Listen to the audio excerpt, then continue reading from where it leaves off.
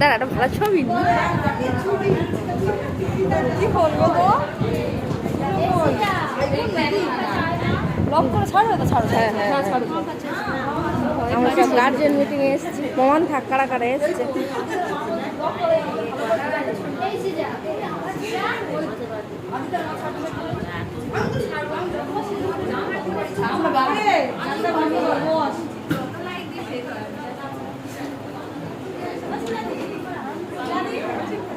এগুলো সব আমার মেয়ের স্কুলের আন্টি।